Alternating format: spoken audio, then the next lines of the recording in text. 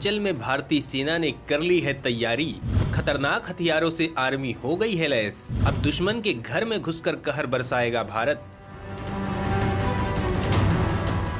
दोस्तों, चीन की हरकतों से पूरी दुनिया परेशान है। चीन अपने सारे पड़ोसियों के इलाकों में दावा ठोक रहा है। दोस्तों, ये चीन की दादागिरी वाला रवैया है। अपने बनाए हथियारों पर उसे इतना गुरूर हो गया है कि वो हर देश में घुसपैठ करना चाहता है। क्या रूस, क्या जापान, ताइवान पर तो उसने हमले की तैयारी कर ली है। दोस्तों, चीन के इस रवैये से नाराज दुनिया भर के देशों ने ड्रैगन को मजा चखाने का मन बना लिया है। चीन भारत के साथ एक बड़ी सीमा साझा करता है और वो भारत के तमाम इलाकों को अपना बताने की कोशिश करता रहता है। भारत के अभिन्न अंग अरुणाचल पर भी उसने दावा ठोक रखा है। चीन को जवाब देने के लिए भारत ने तगड़ा इंतजाम कर रखा है। बॉर्डर पर सेना पूरे दमखम से तैनात है। घातक हथियार चीन को जवाब देने के लिए तैनात कर दिए गए हैं। लेकिन इसी के साथ अरुणाचल में चीन को जवाब देने के लिए सेना को आधुनिक तकनीक से लैस किया जा रहा है। सवाल उठता है कि किन किन तकनीकियों से सेना को अपडेट किया जा रहा है। इन तकनीकियों से सेना को क्या फायदा होने वाला है। तो दोस्तों, सेना की इस अपडेट को जानने के लिए वीडियो को अंत तक देखिए।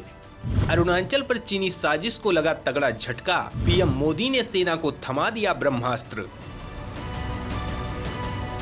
दोस्तों, अरुणाचल प्रदेश में चीन से लगती वास्तविक नियंत्रण सेना पर तैनात भारतीय सेना को जल्द ही कई तरह के अत्याधुनिक हथियार मिलने जा रहे हैं। इनमें light machine gun, assault rifle, rocket launcher, drone, all terrain vehicle के साथ बेहद हाईटेक खुफिया उपकरण होंगे। मोदी सरकार के सेना के आधुनिकीकरण अभियान के तहत यह साजो सामान जुटाए जा रहे हैं। इसके लिए इजराइल के Negev light machine gun, America के सिक्सॉर असॉल्ट राइफल्स, स्वीडन के Carl Gustaf MK3 rocket launcher और आत्मनिर्भर भारत के तहत स्वदेश में निर्मित चालक रहित विमान शामिल हैं। इसके अलावा चिनूक हेलीकॉप्टर के लिए हर मौसम में उपयोगी हेलीपैड्स भी बनाए जा रहे हैं। दोस्तों, सवाल उठता है कि चिनूक हेलीकॉप्टर इस इलाके के लिए जरूरी क्यों है। इसे लेकर सेना इंफ्रास्ट्रक्चर डिवेलप क्यों कर रही है। तो दोस्तों, भारत के पास करीब 15 CH-47 चिनूक हेलीकॉप्टर हैं। CH-47 एक चिनूक एक एडवांस्ड मल्टी मिशन हेलीकॉप्टर है। भारतीय सेना की जरूरतों को पूरा करने के लिए ये पूरी तरह से प्रतिबद्ध है। पिछले कुछ सालों में ये लद्दाख और सियाचिन ग्लेशियरों जैसी जगहों में तैनात भारतीय सेना की सहायता के लिए एयरलिफ्ट ऑपरेशन के लिए अहम भूमिका निभा रहे हैं। चिनूक भारतीय सशस्त्र बलों को लड़ाकू और मानवीय मिशनों के पूरे स्पेक्ट्रम में बेहतरीन सामरिक एयरलिफ्ट देने की क्षमता है। दोस्तों, भारतीय क्षेत्रों में वजनी टैंक और दूसरे हथियारों को लिफ्ट करने की क्षमता इन हेलीकॉप्टर्स में है। अरुणाचल के तमाम इलाकों में चीन के दावों को देखते हुए भारत ने सेना को तैनात कर रखा है और वहां सेना को आपूर्ति में किसी तरह की दिक्कत न हो, इसके लिए चिनूक को तैनात किया गया है। इस बीच खबर है कि भारतीय सेना सुरक्षा के लिहाज से लाइन ऑफ एक्चुअल कंट्रोल पर युद्ध के दृष्टिकोण से महत्वपूर्ण और संवेदनशील क्षेत्रों में तैनात अपने जवानों को विशेष ट्रेनिंग दे रही है। इसके साथ ही अरुणाचल सेक्टर में सीमा से लगी पहाड़ी क्षेत्रों में M777 अल्ट्रा लाइट होवित्जर तोपों को भी तैनात किया गया है। भारतीय सेना ने ये कदम पूर्वी लद्दाख में चीन के साथ पिछले 2 सालों से चल रहे सैन्य गतिरोध को देखते हुए उठाया है। सेना के अधिकारियों का कहना है कि लगातार ट्रेनिंग होते रहने से सैनिक किसी भी स्थिति से निपटने के लिए हमेशा तैयार रहेंगे। सेना के वरिष्ठ अधिकारियों ने बताया कि सेना LAC के पास पूर्वोत्तर के RALP क्षेत्र में सड़कों, पुलों और निर्माण से लेकर गोला बारूद बनाने और निगरानी तंत्र को और मजबूत करने के लिए अपने बुनियादी ढांचे को और तेजी से विकसित कर रही है। 2 माउंटेन डिवीजन के general officer commanding major general MS Bais ने बताया कि अरुणाचल प्रदेश में वास्तविक नियंत्रण रेखा के पास सेना पूरी तरह से उत्तरी सीमा को लेकर सतर्क है। उन्होंने ये भी बताया कि इस इलाके में उग्रवाद के खिलाफ असम राइफल्स अभियान चला रही है, जिसके चलते सेना अपनी तैयारियों पर ज्यादा ध्यान दे रही है। उन्होंने कहा कि हमारी युद्धक तैयारियां बेहतरीन है। वहीं एक अन्य अधिकारी ने बताया कि चीन क्षेत्र में अपने बुनियादी ढांचे को तेजी से बढ़ा रहा है। उसने LAC के पास अपने इलाके में बड़ी संख्या में मोबाइल टावर लगाए हैं।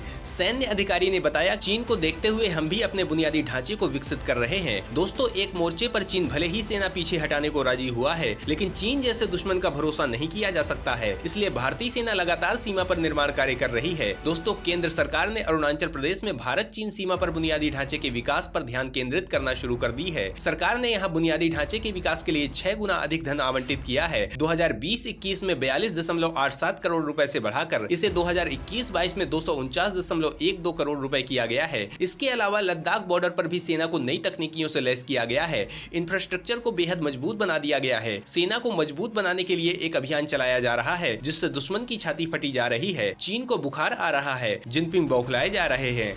सवाल उठता है कि सेना में किस तरह का ऑपरेशन चलाया जा रहा है, इसका पर्पज क्या है, इस तरह के ऑपरेशन का क्या मतलब होता है। तो दोस्तों, इस बारे में जानने के लिए आगे चलते हैं। बॉर्डर पर भारत हो गया है सबसे मजबूत, दुश्मनों की छाती में लौट रहा है सांप। दोस्तों, भारत अपनी सेना को मजबूत बनाने के लिए जिस मिशन पर काम कर रहा है उसका नाम है FINSOS यानी कि future infantry soldier as a system. यह एक तरह का प्रोग्राम है जो थल सैनिकों को आधुनिकीकरण के लिए बनाया गया है।